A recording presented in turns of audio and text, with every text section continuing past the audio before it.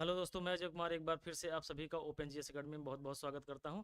जैसा कि हमने पिछली क्लास में शनिवार की क्लास में हमने जो टॉप एमसीक्यूज थे उसे हमने सॉल्व किया था, जिसमें से कुछ क्वेश्चन अभी बचे हुए थे।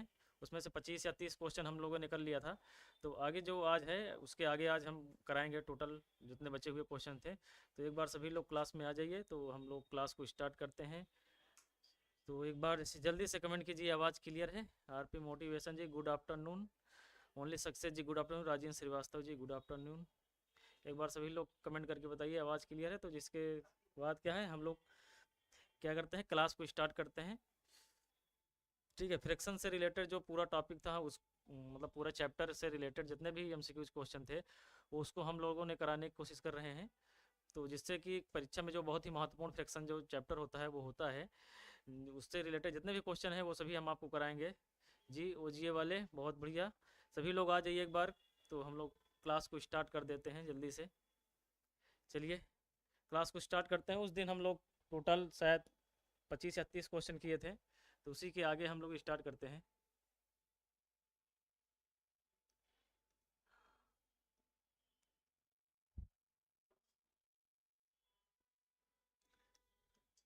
एक बार आप लोग कमेंट करके बता दीजिए आवाज़ वाज क्लियर है ना भाई।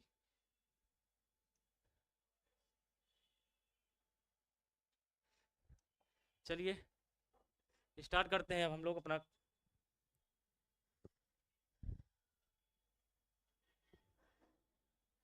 चलिए स्टार्ट करते हैं। जो क्वेश्चन हमारा है 32 नंबर, क्या सतहों पर पॉलिश करने या स्नेहक की बहुत सी मात्रा का उपयोग उपयोग करके घर्षण को पूरी तरह से समाप्त किया जा सकता है?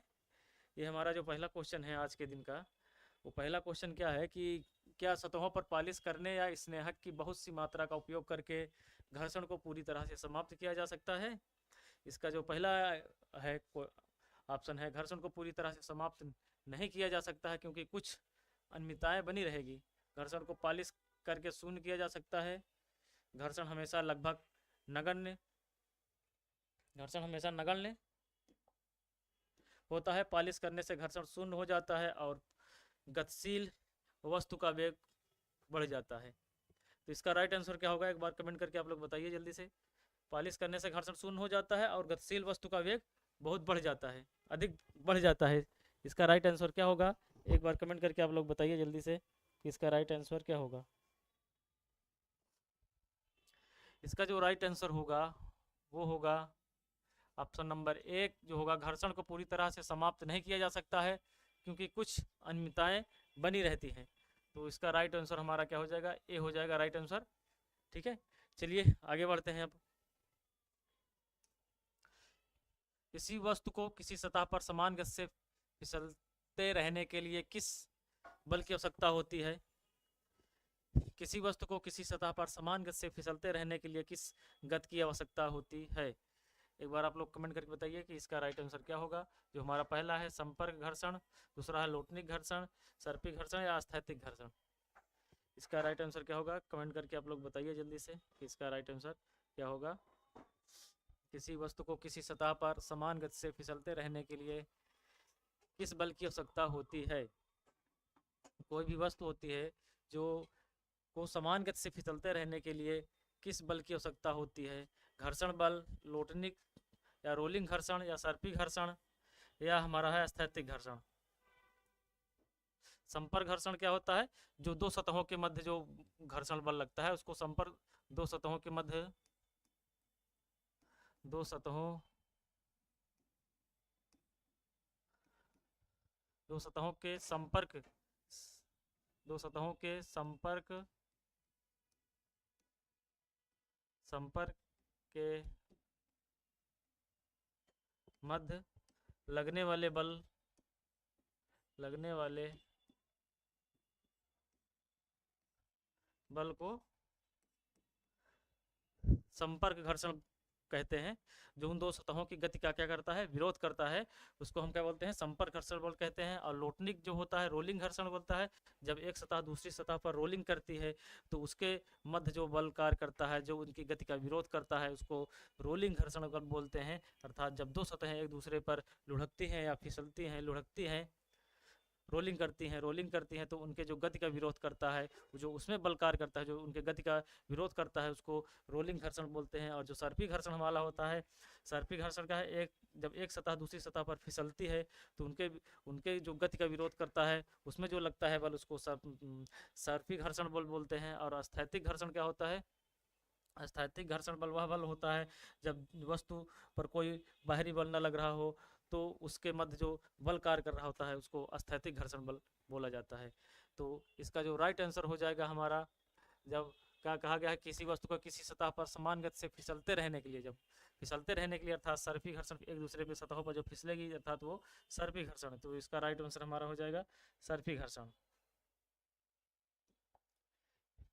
इसका राइट आंसर क्या हो जाएगा? सर्पी घर्षण। इसका राइट आंसर क्या हो जाएगा? सर्पी घर्षण। ठीक है, इसका राइट आंसर जो हो जाएगा सर्पी घर्षण। चलिए आगे बढ़ते हैं। कैरम खेलते समय घर्षण को कम करने के लिए हम क्या करते हैं? कैरम बोर्ड जो खेलते समय घर्षण को कम करने के लिए हम क्या करते हैं? इसका राइट आंसर बताइए आप लोग कि घर्षण को, मतलब कैरम खेलते समय घर्षण को कम करने के लिए बोर्ड पर 2 या 3 और क्या है, वो बोर्ड को एक साइड में ऊंचा रखते हैं ताकि झुकाव बना रहे। सी वाला बोर्ड को एक चिकने कपड़े से पोंछते हैं, बोर्ड पर बारीक पाउडर छिड़कते हैं। इसका राइट आंसर क्या होगा? 33 का राइट आंसर, 34 का राइट आंसर आप लोग कमेंट कीजिए कि 34 का राइट आंसर क्या होगा। कि कैरम खेलते समय घर्षण को कम करने के लिए क्या किया जाता है? कैरम बोर्ड जब खेलते हैं तो उसके जो उसमें घर्षण को कम करने के लिए क्या किया जाता है, जिससे कि वह बोर्ड पर जो हम खेलते हैं वो आसानी से वो हमें फिसले वो। तो उसके लिए हम क्या करते हैं? बोर्ड पर बारीक पाउडर छिड़कते हैं। बोर्ड पर क्या करते हैं? बारीक पाउडर छिड़कते हैं, जिससे हमें गेम खेलने में सुचारू रूप कोई बाधा उत्पन्न नहीं होती है। तो इसका जो हमारा राइट आंसर हो जाएगा डी नंबर हो जाएगा, बोर्ड पर बारीक पाउडर छिड़कते हैं। इसका राइट आंसर हो जाएगा बोर्ड पर बारीक पाउडर छिड़कते हैं। ठीक है, बोर्ड पर बारीक पाउडर छिड़कते हैं। चलिए आगे बढ़ते हैं।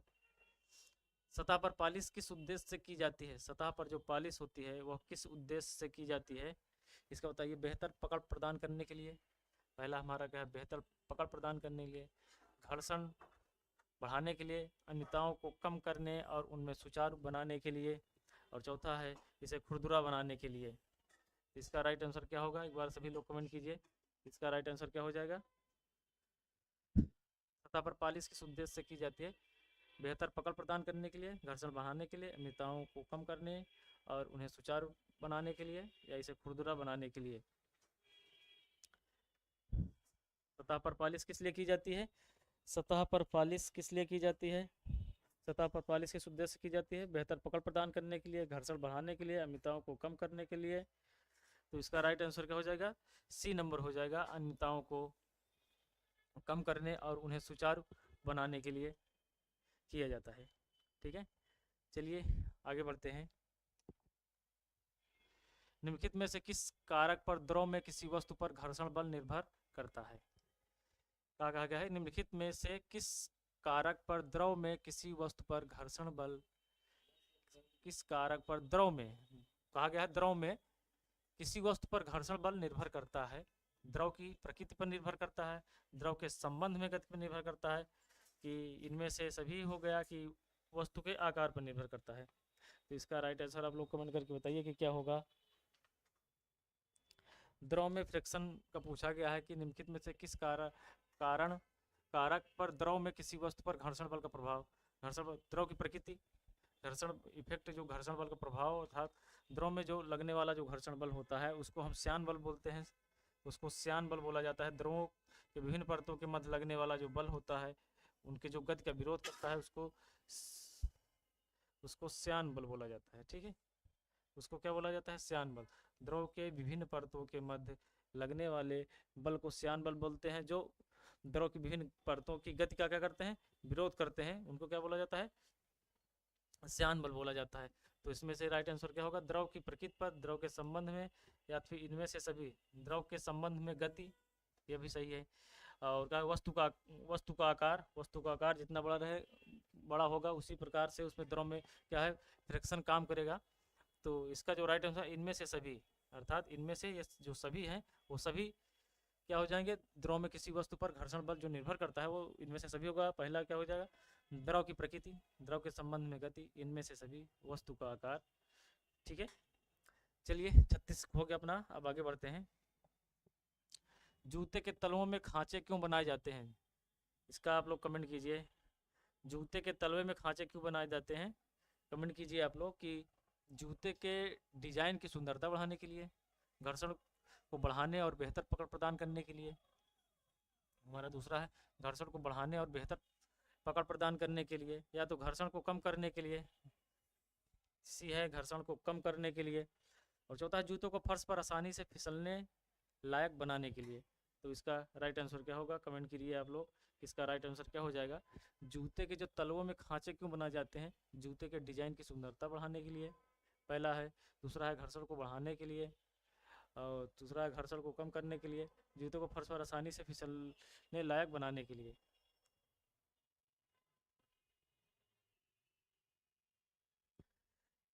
इसमें चौथा का जूते को फर्श पर आसानी से फिसलने लायक बनाने के लिए। आसानी से जब फिसलने लायक बनाने के लिए करें तो गिर जाएंगे आदमी, तो इसका तो प्रयोग होगा नहीं, तो ये हमारा कहा गया, ये तो गलत हो गया। दूसरा तीसरा क्या है? घर्षण को कम करने के लिए, घर्षण को कम करने के लिए। चलिए ये भी कुछ हद तक ठीक है। घर्षण को बढ़ाने और बेहतर पकड़ प्रदान के लिए करने के लिए, और जूते के डिजाइन की सुंदरता बढ़ाने के लिए, ये भी गलत है। ये दूसरा हमारा क्या होगा? राइट आंसर हो जाएगा, घर्षण को बढ़ाने और बेहतर पकड़ प्रदान करने के लिए। इसमें क्या, घर्षण को बढ़ाने और बेहतर पकड़ प्रदान करने के लिए जूते के तलों में जो है खांचे बनाए जाते हैं। ठीक है, इसका देख लीजिए एक बार। जूते के तलों में खांचे क्यों बनाए जाते हैं? जूते के घर्षण को बढ़ाने के लिए, फ्रिक्शन को जो है फ्रिक्शन को बढ़ाने के लिए और बेहतर पकड़ प्रदान करने के लिए जूते के तलों में खांचे बनाए जाते हैं। ठीक है, दिशा शर्मा, गुड आफ्टरनून। चलिए आगे क्वेश्चन का आंसर कीजिए आप लोग। लगेज में रोलर क्यों लगाए जाते हैं? जो लगेज होता है ना, जो सामान को ले जाने में, उसमें जो है रोलर क्यों लगाए जाते हैं? लोटनिक तथा रोलिंग घर्षण सर्पी घर्षण से अधिक होता है, इसलिए लगेज में रोलर लगाए जाते हैं। चलिए पहला ये हो गया। पहिए घर्षण को कम कर देते हैं और रोलिंग गति को सुचारू एवं आसान बनाती है। रोलर लगेज को पकड़ प्रदान करते हैं ताकि गति कठिन हो जाए। रोलर आसान एवं सुचारू गति को बाधित करते हैं। इसका आप लोग राइट आंसर क्या होगा बताइए? इसका राइट आंसर क्या होगा? 38 का बताइए। 38 का राइट आंसर क्या होगा? 38 का राइट आंसर क्या होगा?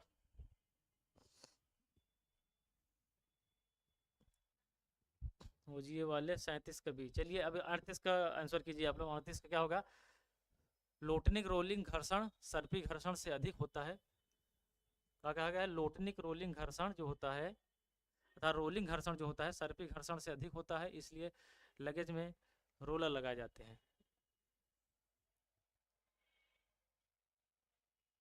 ठीक है, और दूसरा क्या कहा गया? पहिए घर्षण को कम कर देते हैं। पहिए जो घर्षण को कम कर देते हैं और रोलिंग गति को सुचारू एवं आसान बनाते हैं। चलिए ये रोलर लगेज को पकड़ प्रदान करते हैं ताकि गति कठिन हो जाए, ये तो गलत है। रोलर आसान एवं सुचारू गति को बाधित करते हैं, ये भी गलत है अपना। जो रोलर जो पहिया लगाए होते हैं, इससे क्या होता है? दिशा जी का गया ये, जो रोलर जो पहिया लगाए जाते हैं लगेज में, वो क्या करते हैं? घर्षण को कम कर देते हैं और आसानी से हम लगेज को सुचारू रूप से खींचकर आसानी से ले जा सकते हैं। तो इसका जो हमारा राइट आंसर क्या हो जाएगा? हमारा जो हमारा कहा गया है कि जो रोलिंग घर्षण होता है वो सर्पी घर्षण से अधिक होता है, इसीलिए लगेज को में रोलर लगाए जाते हैं। इसका राइट आंसर क्या हो जाएगा? ए हो जाएगा।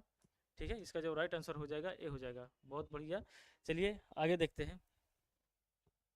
ये हो गया 38 नंबर। अब आगे देखते हैं। चलिए 39 का बताइए आप लोग कि 39 का क्या होगा? वो जी वाले 38 का है, दिशा जी का ये आ गया। चलिए अब 39 का बताइए क्या होगा? 39 का बताइए कि साइकिल और ऑटोमोबाइल की ब्रेक, साइकिल और ऑटोमोबाइल की ब्रेक प्रणाली में ब्रेक पैड का उपयोग किस लिए किया जाता है? साइकिल और ऑटोमोबाइल की ब्रेक प्रणाली में ब्रेक पैड का उपयोग क्यों किया जाता है? ब्रेक पैड जो साइकिल में लगाया जा नहीं जाता है, उसका उपयोग क्यों किया जाता है? घर्षण को बढ़ाने के लिए।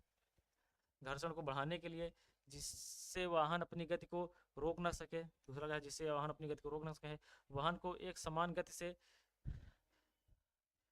चलाए रहने के लिए, घर्षण को कम करने के लिए, घर्षण को कम करने के लिए, तो इसका राइट आंसर बताइए सूरज साहू जी। गुड इवनिंग, गुड आफ्टरनून सूरज साहू जी।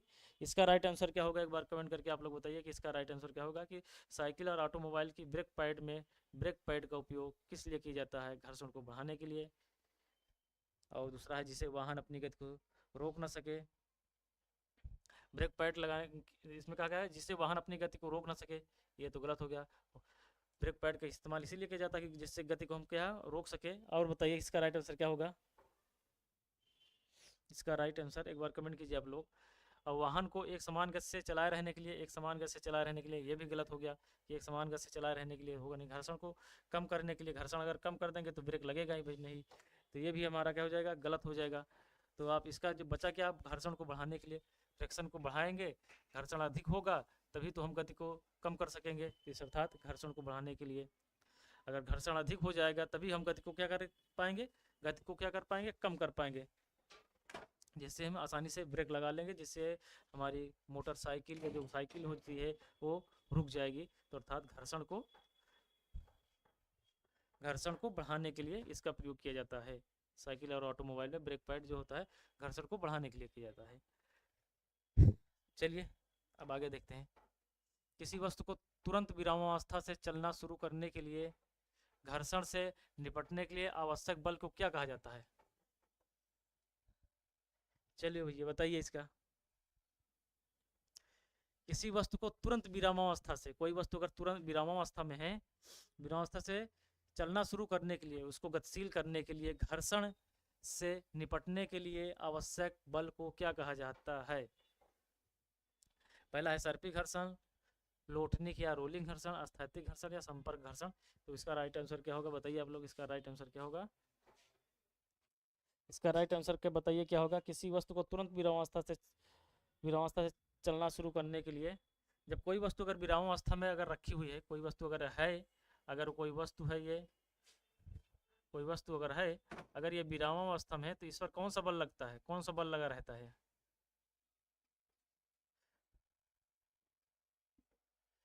यदि कोई वस्तु विरामावस्था में है तो उस पर हमेशा क्या अस्थैतिक घर्षण बल लग रहता है। अस्थैतिक घर्षण बल,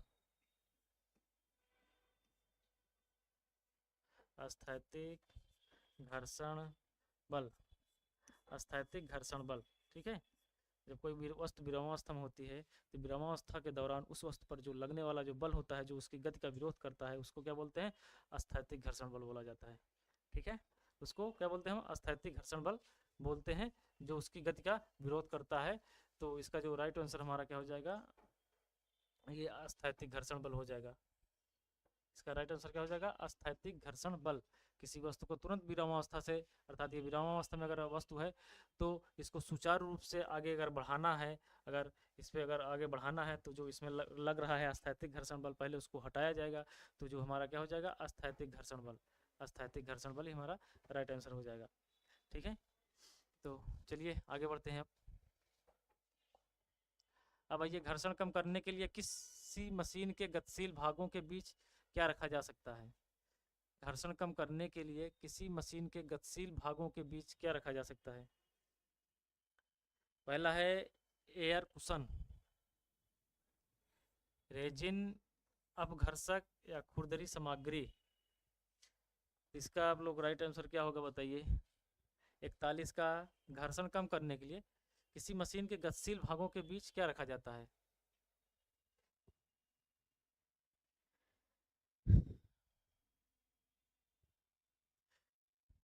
एयर कुशन, रेजिन या अपघर्षक या खुरदरी सामग्री।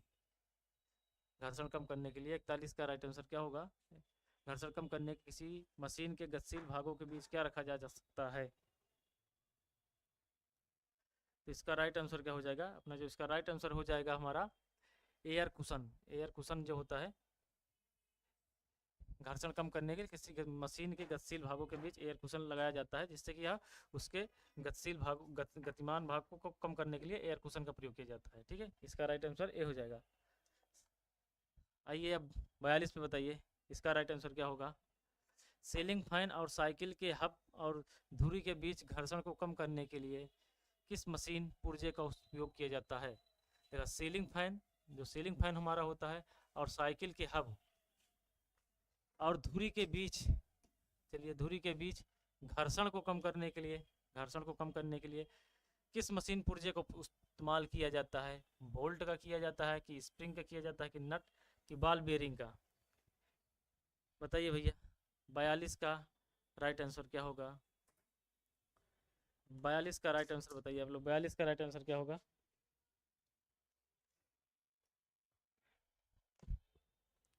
42 का राइट आंसर बताइए क्या होगा? सीलिंग फैन और साइकिल के हब और धुरी के बीच घर्षण को कम करने के लिए किस मशीन पुर्जे का उपयोग किया जाता है? इसका राइट आंसर बताइए। इसका राइट आंसर हो जाएगा बॉल बेरिंग। जो हमारी बॉल बेरिंग होती है, जो सीलिंग फैन देखे होंगे ना, जो उसमें बियरिंग लगी होती है, उसको क्या बोलते हैं? बॉल बेरिंग बोलते हैं। और साइकिल के हब, जो साइकिल के हब होते हैं, उसमें भी हमारा क्या होता है? ये सब इसमें इन सब में क्या लगा रहता है? Ball bearing. Ball ball bearing ball bearing और धुरी के बीच घर्षण को कम करने के लिए ये बॉल बेरिंग का इस्तेमाल किया जाता है, जिससे कि है गति को आसानी से कंट्रोल किया जा सके। इसमें क्या होता है? बॉल बेरिंग का इस्तेमाल किया जाता है। चलिए आगे बढ़ते हैं। स्थैतिक घर्षण और सर्पिक घर्षण की तुलना करें। कहा गया है स्थैतिक घर्षण अर्थात जो स्थिर अवस्था में लगता है किसी वस्तु पर, और सर्पिक घर्षण जो दो सतहों के मध्य लगता है, उसको सर्पिक घर्षण बोलते हैं। इनके बीच तुलना करना है। सर्पिक घर्षण स्थैतिक घर्षण से थोड़ा कम है। दूसरा है सर्पिक घर्षण स्थिर घर्षण के बराबर है। सर्पिक घर्षण स्थैतिक घर्षण से थोड़ा अधिक है। सर्पिक घर्षण असमान रूप से स्थैतिक घर्षण से अधिक होता है। तो इसका राइट आंसर क्या होगा? आप कमेंट कीजिए आप लोग। इसका राइट आंसर क्या हो जाएगा?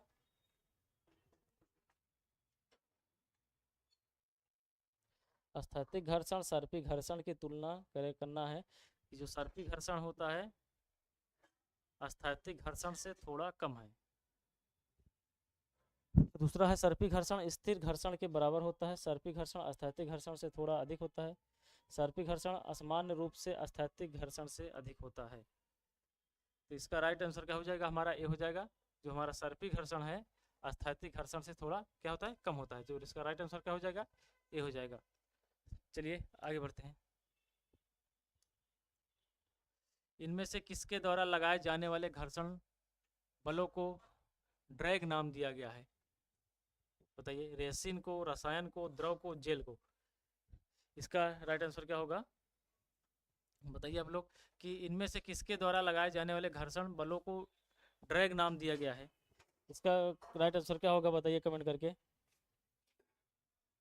इनमें से किसके द्वारा लगाए जाने वाले घर्षण बलों को ड्रैग नाम दिया गया है? रेसिन, पहला क्या अपना रेसिन है, दूसरा क्या है? रसायन है, द्रव है, और चौथा क्या है? जेल है। तो इसका अपना जो राइट आंसर क्या हो जाएगा? द्रव हो जाएगा। ये जो हमारा द्रव है, लिक्विड है, लिक्विड को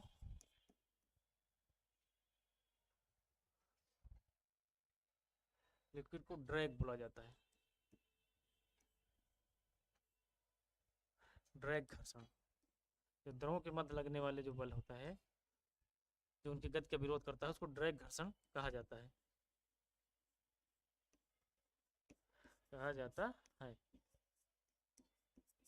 ठीक है। इसका जो राइट आंसर हो जाएगा हमारा सी हो जाएगा, द्रव। चलिए आगे बढ़ते हैं। हवा से गुजरने वाली वस्तुओं पर हवा द्वारा कौन सा बल लगाया जाता है? हवा से गुजरने वाली वस्तुओं पर हवा द्वारा कौन सा बल लगाया जाता है? हवा से गुजरने वाली वस्तुओं पर हवा द्वारा कौन सा बल लगाया जाता है? पहला स्थिर वैद्युत बल, चुंबकीय बल, गुरुत्वाकर्षण बल या घर्षण बल? इसका राइट आंसर आप लोग बताइए कि इसका राइट आंसर क्या हो जाएगा? 45 का बताइए। 45 का ओजीए वाले का डी है। और लोग कमेंट कीजिए कि इसका राइट आंसर क्या होगा? हवा से गुजरने वाली वस्तुएं, जैसे हम कार या मोटरसाइकिल में जब क्या करते हैं, यात्रा करते हैं या चलाते हैं, तो हमारे गति के विपरीत में कौन सा बल लगता है? जो अर्थात वायु लगता है। हवा से गुजरने वाली वस्तुओं पर हवा द्वारा कौन सा बल लगा? हवा द्वारा कौन बल लगाया जाता है, जो हमारी गति क्या करता है? विरोध करता है। उसको क्या बोला जाता है? हमारा घर्षण बल बोला जाता है। वो हवा द्वारा जो हमारी गति का विरोध किया जा रहा है, उसको वो क्या बोलते हैं? घर्षण बल बोलते हैं। ठीक है। तो इसका राइट आंसर 45 का क्या हो जाएगा, इसका हो जाएगा घर्षण बल। गुरुत्वाकर्षण बल जो होता है दो दो दो पिंडों के मध्य लगने वाला आकर्षण या प्रतिकर्षण बल, जो उनके बीच दोनों पिंडों के गुणनफल के समानुपाती और उनके बीच की दूरी के वर्ग के व्युत्क्रमानुपाती होता है। यह न्यूटन का गुरुत्वाकर्षण नियम के अनुसार हो जाए। चुंबकीय बल होता है, और स्थिर वैद्युत बल जो इलेक्ट्रिसिटी में लगता है। चुंबकीय बल जो होता है जो चुंबकीय क्षेत्र में लगता है उसको चुंबकीय बल बोला जाता है। और इसका जो राइट आंसर हो जाएगा हमारा घर्षण बल हो जाएगा। ठीक है, चलिए आगे बढ़ते हैं। अब जब वस्तुएं द्रव से होकर गुजरती हैं तो द्रव द्वारा उन पर कौन सा बल लगाया जाता है। चलिए अब इसका राइट आंसर बताइए कि जब वस्तुएं द्रव से होकर गुजरती हैं तो द्रव द्वारा उन पर कौन सा बल लगाया जाता है। द्रव द्वारा जो वस्तुएं क्या हो, द्रव अर्थात पानी, मान लीजिए पानी में होकर गुजर रही है तो उनके द्वारा कौन सा बल, द्रव द्वारा कौन सा बल लगाया जाता है। घर्षण बल, वैद्युत बल, गुरुत्वाकर्षण बल या चुंबकीय बल। इसका राइट आंसर बताइए आप लोग क्या होगा, बताइए इसका राइट आंसर क्या होगा। जब वस्तुएं द्रव से होकर गुजरती हैं तो द्रव द्वारा उन पर कौन सा बल लगाया जाता है। अर्थात द्रव, जब कोई वस्तु द्रव में गति कर रही होती है तो द्रव की विभिन्न परतों के मध्य लगने वाले बल को क्या बोलते हैं, श्यान बल बोला जाता है। अर्थात इसका क्या हो जाएगा राइट आंसर, घर्षण बल हो जाएगा। श्यान बल होता है, श्यान बल होता है जो द्रव की विभिन्न परतों का क्या करता है, उनकी गति का विरोध करता है, उसको क्या बोलते हैं, श्यान बल बोला जाता है। ठीक है, 46 का ए। ठीक है, 46 का ए हो गया, बहुत बढ़िया। चलिए अगला क्वेश्चन पे चलते हैं। 47 घर्षण को बढ़ाने और गेंद पर बेहतर पकड़ प्रदान प्राप्त करने के लिए क्रिकेट गेंदबाज क्या करता है। वह गेंदबाजी कोच से सलाह लेने के लिए बाउंड्री पर जाता है। दूसरा क्या है, अंपायर उसे नई गेंद देता है। वह क्रिकेट की गेंद को अपनी जांघों पर रगड़ता है। सी नंबर है, वह उसे कप्तान के पास फेंकता है और वापस लेता है। इसका राइट आंसर क्या होगा बताइए आप लोग। इसका राइट आंसर कमेंट करके बताइए कि क्या होगा। घर्षण को बढ़ाने और गेंद पर बेहतर पकड़ प्राप्त करने के लिए क्रिकेट गेंदबाज क्या करता है, क्या करता, पहला है वह गेंदबाजी कोच से सलाह लेने के लिए बाउंड्री पर जाता है। माया यादव जी हर हर महादेव, हर हर महादेव। 21 जी 47 का सी, क्रिकेट की गेंद को अपनी जांघों पर रगड़ता है। क्रिकेट की जो गेंद होती है उसको अपनी जांघों पर रगड़ता है, जिससे कि यह उसमें क्या है, गेंद में खुरदरापन आ जाए, जिससे कि यह गेंद को आसानी से हम क्या पकड़ सके और उसको स्विंग करने के लिए। ठीक है,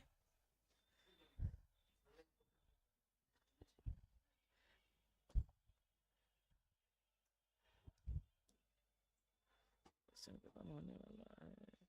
चलिए अब दिख रहा है ना, ओनली सक्सेस जी का सी आया है, माया यादव जी का सी, ओजीए वाले का सी। चलिए इसका राइट आंसर क्या हो जाएगा, सी हो जाएगा। वह क्रिकेट की गेंद को अपनी जांघों पर रगड़ता है, जिससे क्या होता है, जांघों पर जब रगड़ेगा तो उसमें क्या है, खुरदरापन आ जाएगा, जिसको क्या गेंद को आसानी से हम क्या करते पकड़ सकेंगे। बॉलर क्या करेंगे, आसानी से गेंद को पकड़ लेगा, और जिससे कि क्या होगा, उसको स्विंग कराने में, गेंद को बॉलिंग करने में उसको क्या हो, आसानी हो। ठीक है, इसका जो राइट आंसर हो जाएगा हमारा सी हो जाएगा। इसका राइट आंसर क्या हो जाएगा, सी हो जाएगा। चलिए आगे बढ़ते हैं।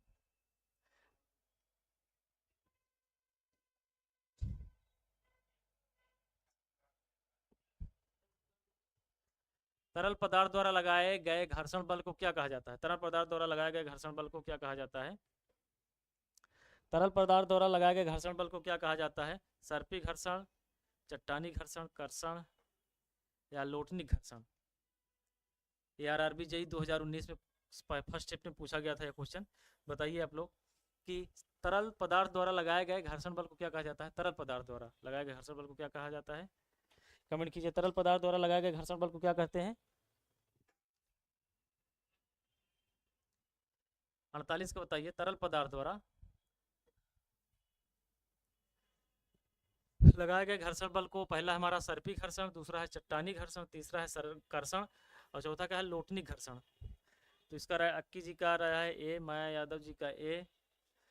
इसमें तरल पदार्थ पूछा गया है, एक बार ध्यान दीजिएगा। तरल पदार्थ इसको क्या बोला जाएगा, इसका जो राइट आंसर हो जाएगा हमारा सी हो जाएगा, कर्षण बोला जाता है। ठीक है, तरल पदार्थों के मध्य जो लगने वाले घर्षण बल को कर्षण बोलते हैं। ठीक है, इसको ध्यान दीजिएगा, कर्षण बोला जाता है। तो इसका राइट आंसर हमारा क्या हो जाएगा, सी हो जाएगा, कर्षण। कर्षण ओजी वाले का आ गया सी। चलिए आगे बढ़ते हैं।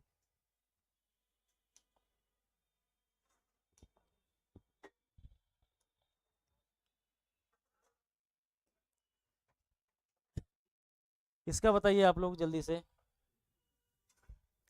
समान स्थितियों में मानव रक्त का पीएच मान कितना होता है? समान स्थितियों में मानव रक्त का पीएच मान कितना होता है? कमेंट करके आप लोग बताइए। 7.4, 6.4 या 8.6.8 या 10.5। समान स्थितियों में मानव रक्त का पीएच मान कितना होता है? मानव रक्त का पीएच मान, मानव रक्त का पीएच मान बताइए। 49 का बताइए आप लोग, क्या होगा? 49 का बताइए, कमेंट कीजिए 49 का। 49 का बताइए। पहला हमारा 7.4, 49 का माया यादव जी का ए आ गया। और लोग कमेंट कीजिए, अक्की जी कमेंट कीजिए, आप भी ओजीए वाले कमेंट करके बताइए कि क्या होगा। मानव सामान्य स्थितियों में मानव रक्त का पीएच मान, पीएच वैल्यू पूछा गया है। अक्की जी का आ गया ए।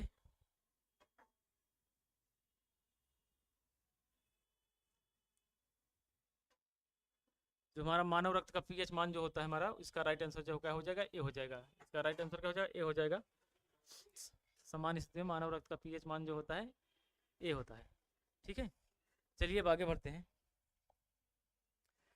घर्षण के कारण एक दूसरे के संपर्क में दो सतहों की सापेक्ष गति है, शामिल हो रही है, बढ़ता है, कोई परिणाम नहीं, संघर्ष।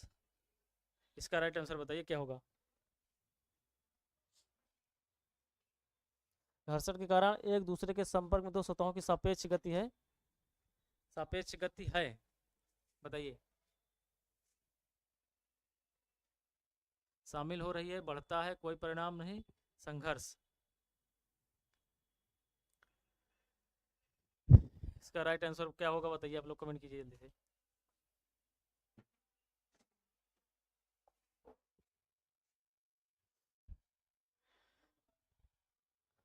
घर्षण के कारण एक दूसरे के संपर्क में दो सतहों की सापेक्ष गति, सापेक्ष गति क्या हो जाएगी?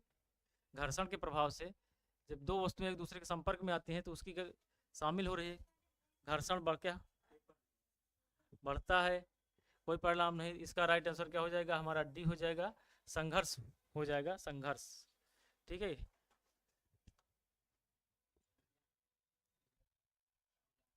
ठीक है। चलिए एक क्वेश्चन और बताइए आप लोग।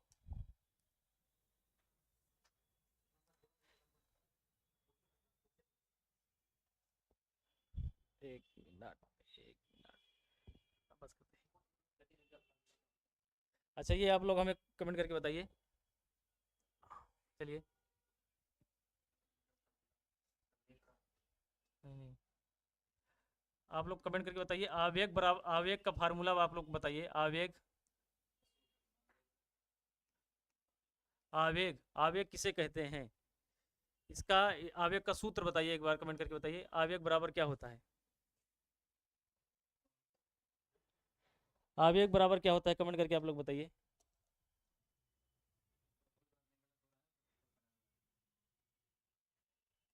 आवेग बराबर बताइए। कोई बात नहीं माया यादव जी, आप लोग क्लास में बने रहिए। अभी ये फ्रैक्शन का हम टोटल चैप्टर लेकर आए थे, तो ये फ्रैक्शन का लगभग पूरा क्वेश्चन हम क्या समाप्त कर दिए हैं। तो इसकी पीडीएफ हम टेलीग्राम चैनल पर डाल देंगे, उसको आप देख लीजिएगा। उसमें पूरा टिक किया रहेगा कि कौन सा सही है। तो एक बार आप इसको रिवीजन कर लेंगे तो आपको आसानी हो जाएगा फ्रैक्शन से। तो अगला जो चैप्टर होगा उसके बाद अगले कल से अगले चैप्टर का क्या क्वेश्चन पूरा कराया जाएगा। ठीक है, ठीक है। अगला का पी, माया पी बराबर एम बी, माया यादव जी का रहा पी बराबर एम बी, पी बराबर एम वी। चलिए और लोग कमेंट कीजिए, कमेंट कीजिए। पी बराबर एम बी, माया यादव जी का, अक्की जी का पी बराबर एम बी आ गया।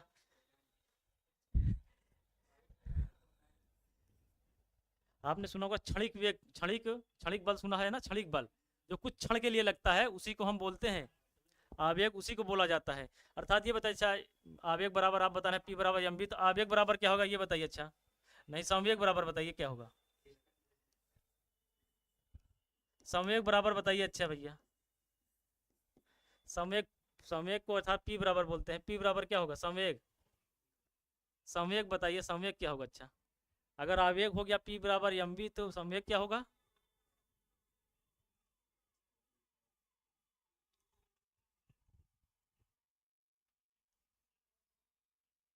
अक्की जी बोल रहे हैं P/T।